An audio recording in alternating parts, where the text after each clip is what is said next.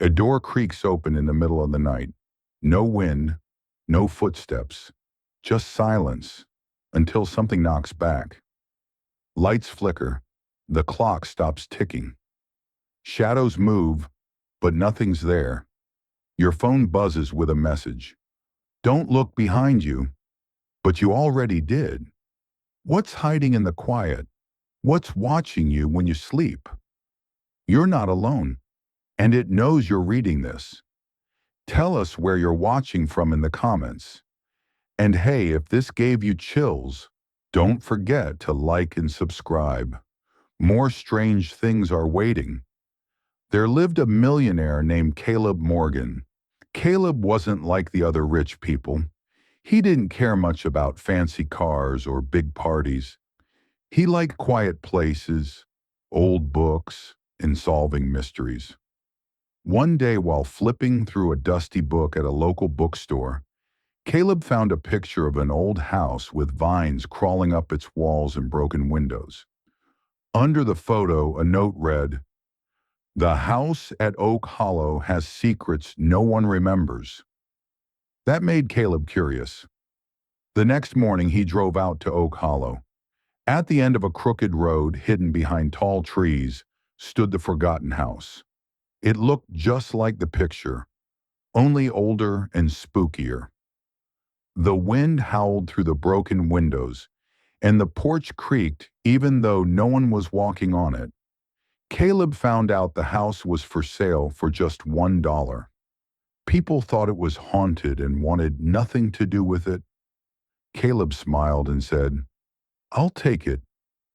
After buying the house, Caleb grabbed a flashlight and stepped inside. Dust covered everything. Spider webs hung like curtains. The air smelled like old wood and rain. But Caleb wasn't scared. He loved old places. He walked through the halls, listening. Then he heard a strange sound, a soft humming. It was coming from behind a bookshelf. He pushed the shelf aside, and behind it, he found a small wooden door. It had no handle, only a strange star-shaped symbol carved into it. Suddenly, the humming stopped.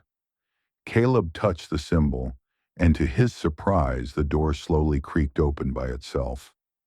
Behind the door was a narrow staircase, going down into the dark. Caleb took a deep breath, turned on his flashlight, and went down the stairs. At the bottom, he found something amazing.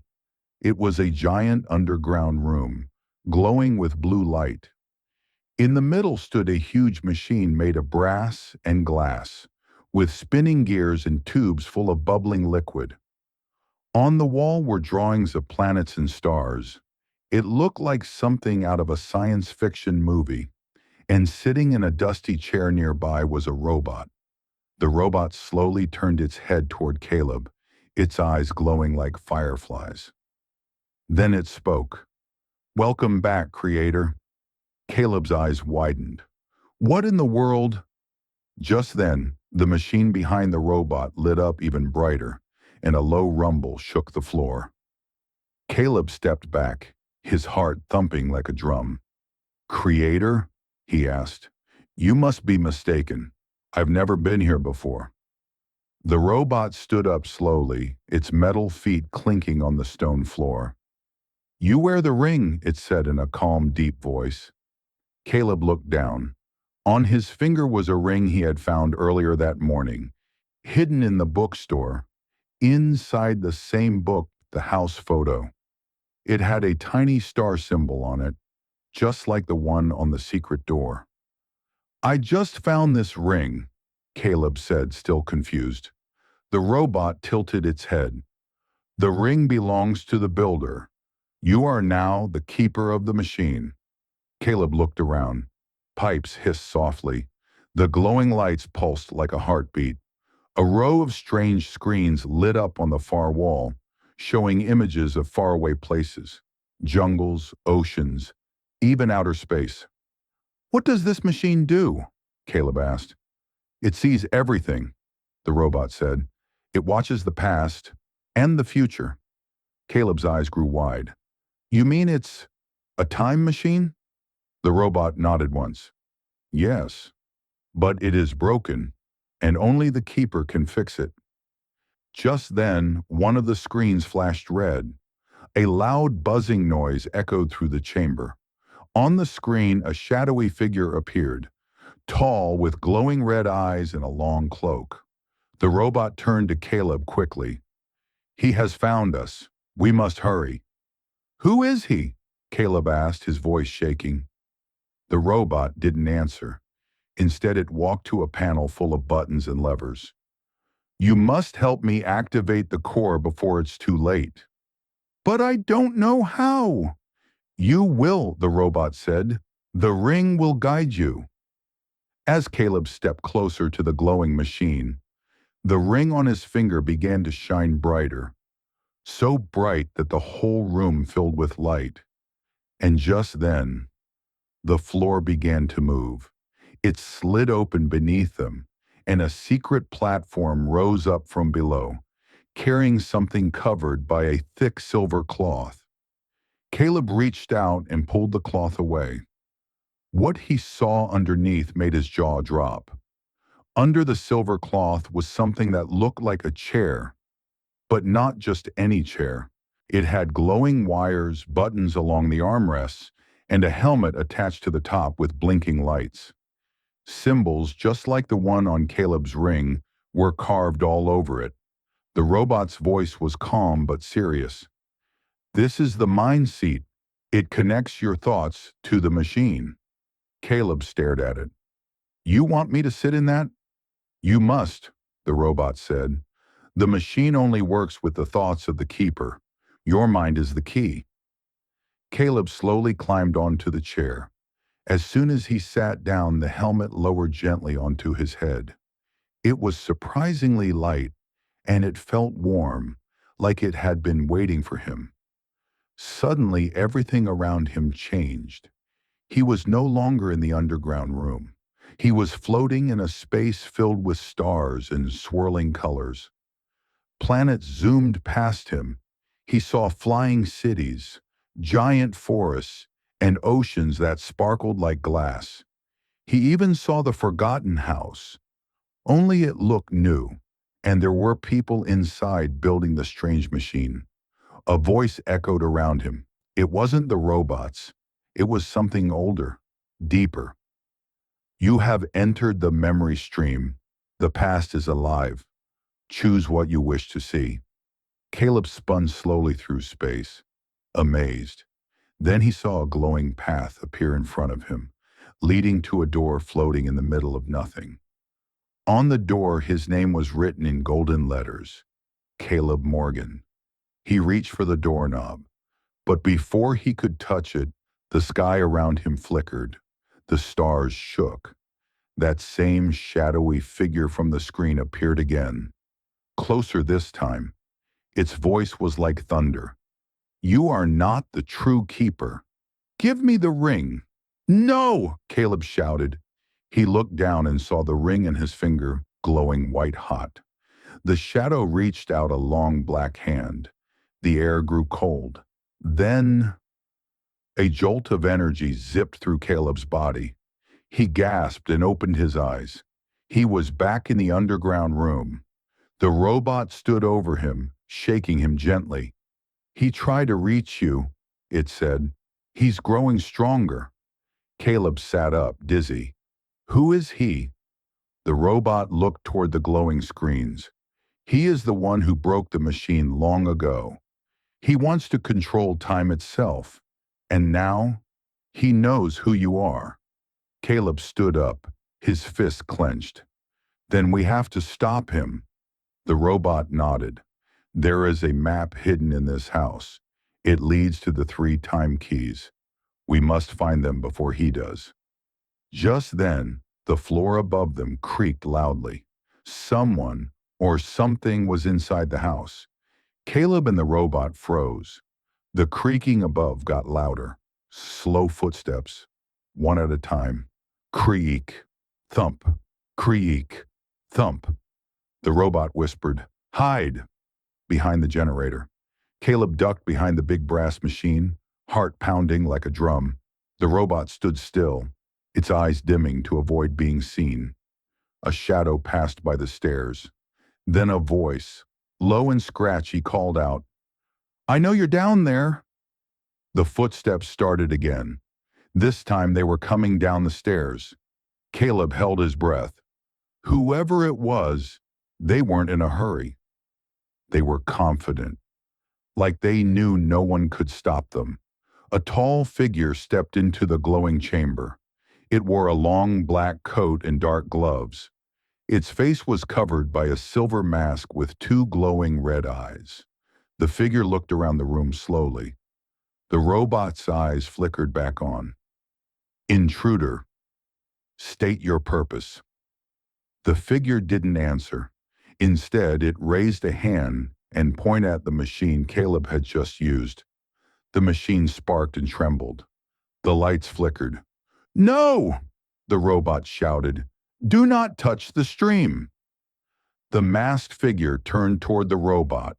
In one swift motion, it waved its hand, and a burst of black smoke flew out, knocking the robot backward with a loud clang. Caleb couldn't stay hidden any longer. He jumped out and yelled, "Leave it alone!" The masked figure turned slowly. "Ah, the boy." "I'm not just a boy," Caleb said, trying to sound brave. "I'm the keeper." The figure laughed, a cold, hollow sound. "You're only the beginning." Then he raised his hand again, and the ring on Caleb's finger started to burn. Caleb winced, but didn't take it off. Suddenly, the lights around the room flickered, and something strange happened. The walls began to shimmer like water. The machine behind Caleb started spinning. The mind seat glowed again. The robot struggled to its feet. "The time pulse is activating. Get to the chair." Caleb didn't think. He ran and jumped into the chair. The helmet slammed down, and everything went white. He was spinning through the memory stream again, but this time the sky was red. He saw flashes of fire, cities crumbling, people running. And then he saw himself, older, wearing a black coat, standing beside the masked figure. "No," Caleb whispered. "That can't be me." But the voice from before returned. "The future is always changing. The time keys decide which path becomes real." A door appeared in front of him again. This one looked broken, its edges cracked and smoky. He reached for it, but this time he wasn't alone. Someone else reached for it too. Caleb's hand froze just inches from the cracked door. The other hand beside his was pale and bony, with long black fingers that shimmered like shadows. Slowly he turned his head, and there, floating in the glowing space beside him, was the masked figure. Only now, the mask was off. The face underneath looked just like his. Caleb's heart skipped a beat. "That's not possible." The shadow Caleb smiled, but it wasn't a happy smile. It was cold and empty. "Oh, it's very possible," he said. "You saw the future. I am your future." "No," Caleb said, shaking his head. "That's not who I want to be." "You don't get to choose," the shadow said. "Not without the time keys. And guess what? I already have one." He held up a black stone that glowed faint red in his palm. It looked like a piece of the night sky, cracked and burning from the inside. "The Chaos Key," he said proudly. "One down, two to go." Before Caleb could move, the red light from the key grew stronger, and the space around them began to twist. The stars spun faster. The door between them cracked even more. "You don't belong here," Shadow Caleb said. "Not yet." Then he touched Caleb's shoulder, and everything exploded into light. Caleb gasped and opened his eyes. He was back in the underground room, sitting in the chair. The helmet lifted slowly off his head. Smoke curled through the air. The robot was beside him, dented and sparking. "Are you all right?" it asked. Caleb nodded, still catching his breath. I saw him. I saw me, but different, dark. He called himself the future. The robot turned toward the glowing wall. Then it's worse than I thought. What was that stone? Caleb asked. He said it was a time key. The robot's voice dropped low. There are three. The time keys unlock the full power of the machine. Chaos, balance, and hope. If all three fall into the wrong hands, time itself will shatter. Caleb stood up, fists clenched. Then we have to find the other two before he does. The robot pointed toward the far corner of the room. A panel on the wall had opened, revealing a glowing tube with a rolled-up paper inside. The map, the robot said. It will lead us to the next key. Caleb grabbed the map and unrolled it. Strange symbols covered the paper, and a glowing line slowly traced a path to the mountains just beyond Willow Creek. That's the Ridge of Echoes, Caleb said. Nobody goes there. They say it talks back when you speak. Then that is where we must go, the robot replied. Suddenly the house above groaned again. The lights flickered. A loud crash echoed down the stairs. More are coming, the robot warned. Caleb stuffed the map into his backpack. Then we better move fast. He and the robot ran toward a secret tunnel that opened behind the machine. The walls glowed blue, lighting the path ahead. Behind them, heavy footsteps began to descend the stairs. Caleb and the robot ran through the glowing tunnel, their footsteps echoing behind them. The walls hummed quietly, and every few steps, small lights blinked on to guide the way. Who else could be following us? Caleb asked as they turned a sharp corner. The robot's voice was low. Agents of the shadow. They were once protectors of time, until he turned them. You mean me? The shadow version of me? Yes, the robot said, but not the you standing here. He is what you might become if the chaos key wins. Caleb didn't like the sound of that at all. Suddenly, the tunnel stopped at a large round door made of silver and stone. It had no handle, just another symbol. This one looked like a mountain surrounded by stars. The robot reached out and placed its metal hand on the symbol. This door leads to the old escape path. It will take us to the surface, near the Ridge of Echoes. The stone groaned and began to slide open. As they stepped through, Caleb looked back. For a split second, he thought he saw red eyes glowing in the darkness behind them. He shivered and hurried through. The tunnel led out into a forest filled with tall, twisting trees. Moonlight spilled through the leaves and strange bugs buzzed softly in the air. Caleb pulled out the map. The glowing line was now brighter, pointing toward the mountains on the edge of the forest. Do you know what we'll find up there? Caleb asked as they started walking. The robot nodded. Legends say the second key, the balance key, is guarded by an echo guardian, a creature made of sound and memory. That sounds kinda scary. The robot made a whirring sound that might have been a laugh. Most important things are. They hiked for hours following the glowing line of the map. The trees grew thicker, the air colder. Strange whispers floated around them, soft voices repeating things Caleb had said earlier. Who's there? He called, but the forest only repeated his words back. Who's there? Who's there? The robot leaned closer. We are close now. The ridge listens. Finally, they reached a high cliff with jagged stones and mist curling over the edge.